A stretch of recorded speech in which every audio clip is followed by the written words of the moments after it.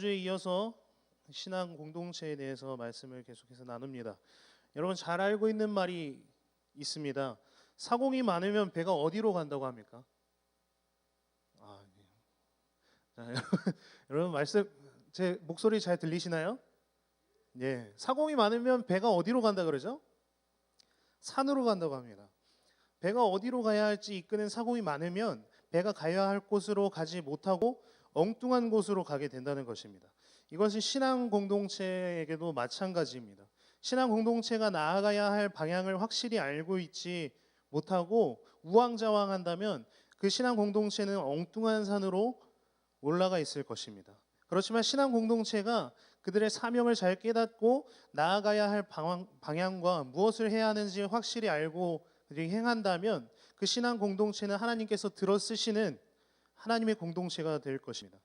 오늘은 이 신앙 공동체의 사명에 대해 말씀을 나누려고 합니다. 지난주에 우리는 바리새인들이 유대인들의 세금을 가지고 예수님을 시험하는 장면을 보았습니다. 그리고 지난주와 오늘 본문 말씀 사이에 부활이 없다 주장하는 사두개인들이 예수님께 나와 예수님을 또 시험하는 장면이 나옵니다. 하지만 그들 역시 그 사두개인들조차도 지난주에 나왔던 그 바리새인들처럼 예수님의 대답에 아무 말도 하지 못합니다. 그리고 오늘 본문에서 다시 한번 바리새인들이 예수님을 곤란하도록 시험하기 위해서, 넘어뜨리기 위해서 다시 한번 똘똘 뭉칩니다. 여기에서 모인다는 말이 원어가 시나고라는 단어를 사용하고 있는데 이 원어의 영어 단어를 찾아보면 assembly라는 단어가 나옵니다. 우리 청년들이나 젊은 어린 학생들 친구들은 어셈블 많이 들어보셨나요? 어셈블 안 들어봤어요?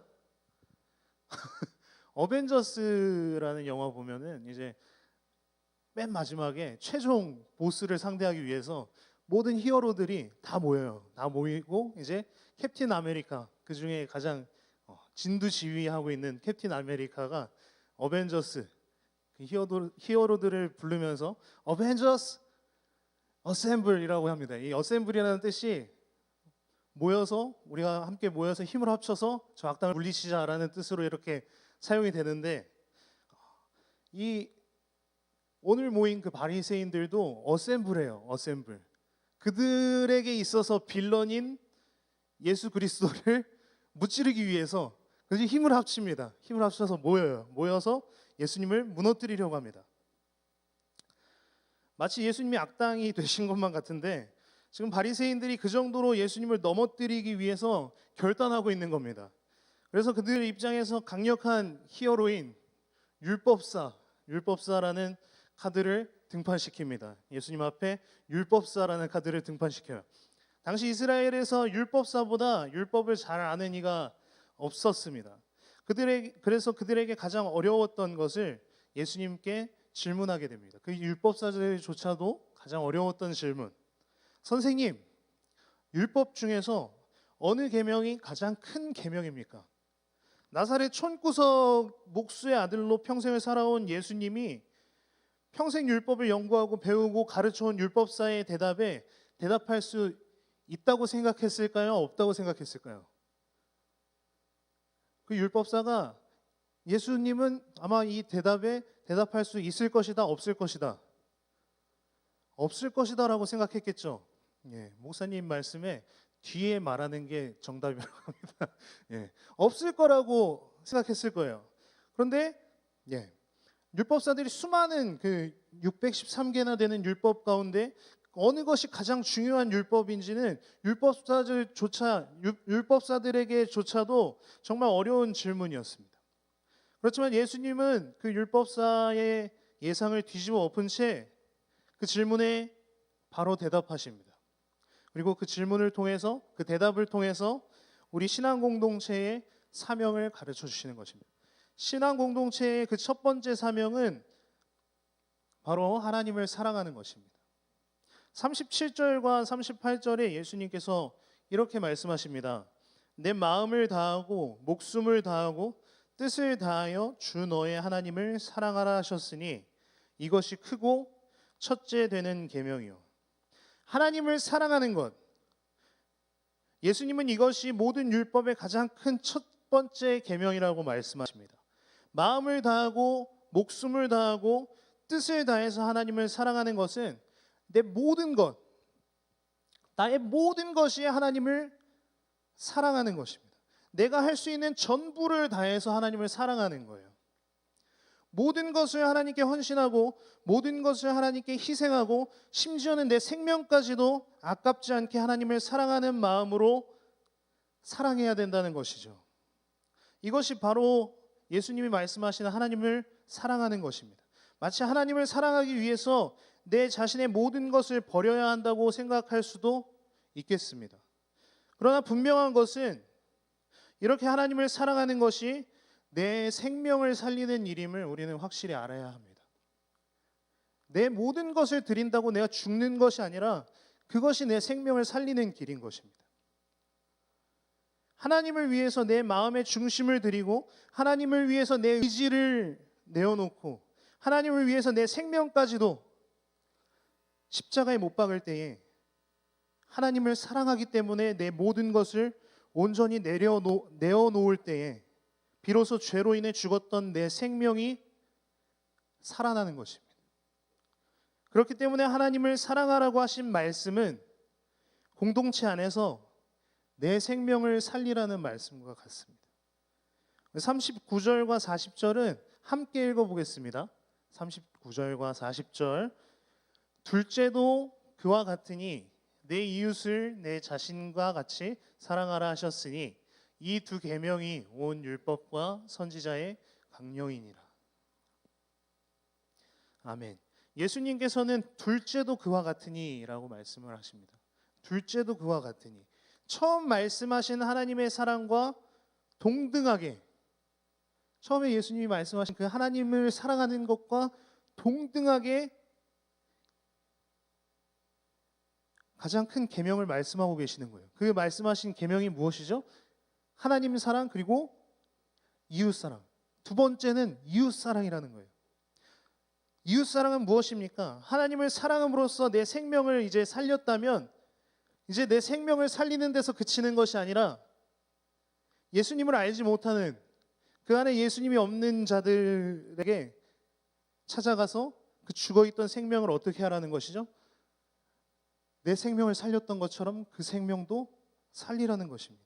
이웃을 사랑한다는 것은 그 이웃의 생명을 살리는 일을 말하고 있는 것입니다.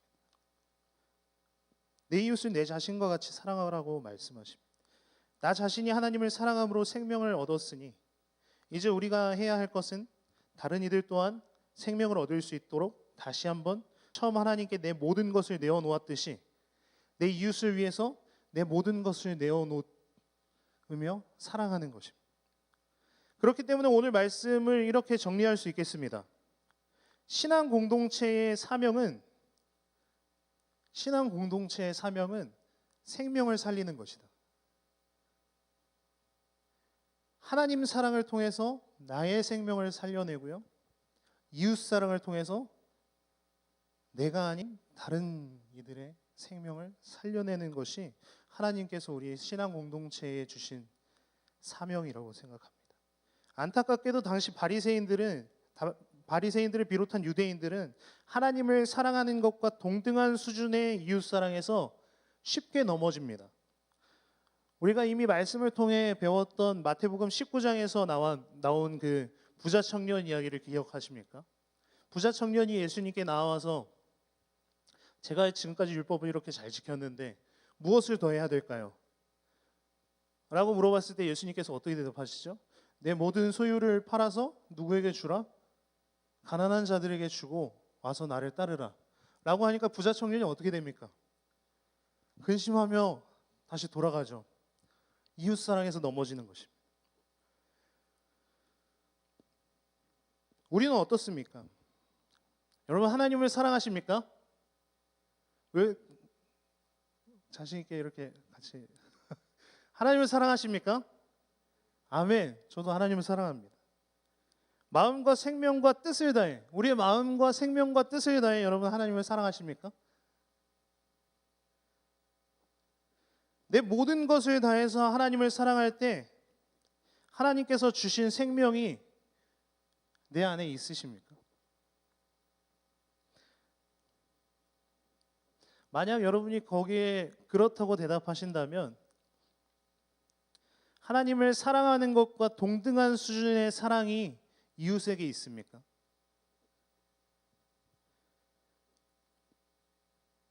바리새인들은 여기서 많이 넘어졌는데요. 우리는 넘어지지 않았으면 좋겠습니다. 우리가 하나님을 사랑하는 만큼 이웃도 동등하게 사랑했으면 좋겠습니다.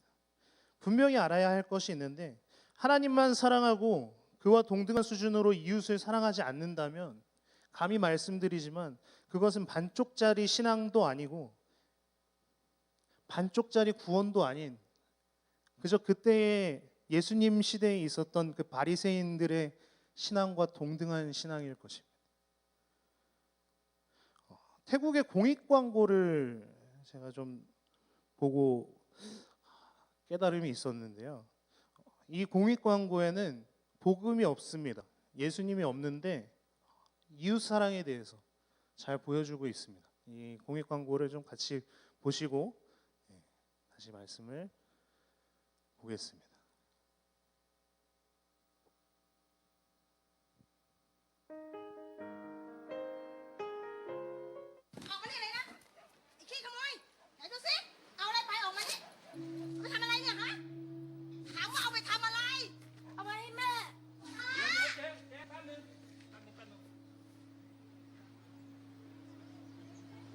แม่ป่วยเหรอ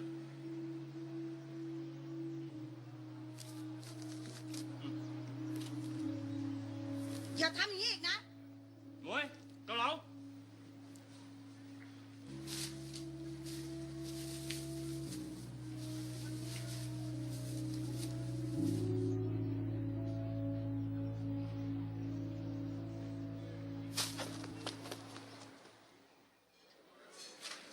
จอนั่งเลยครับนั่งเลย ป๊า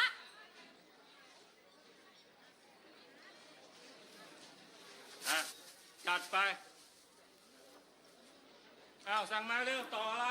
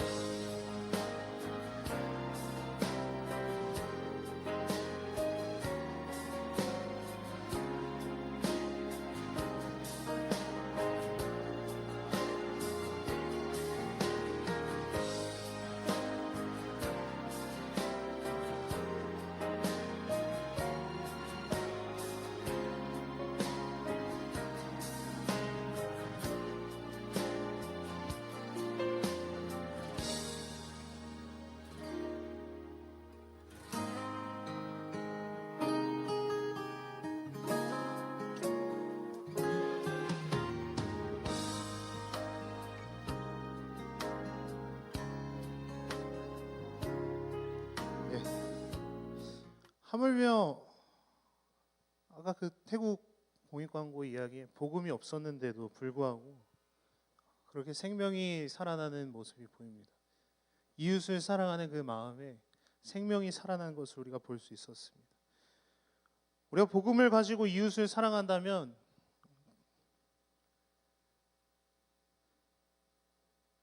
그 결과는 얼마나 놀라운 것들을 우리가 바라볼 수 있겠습니까? 생명 이상의 것, 우리의 목숨 이상의 것들을, 영원한 생명을 바라볼 수 있지 않겠습니까? 하나님께서 우리에게 사명을 주셨습니다.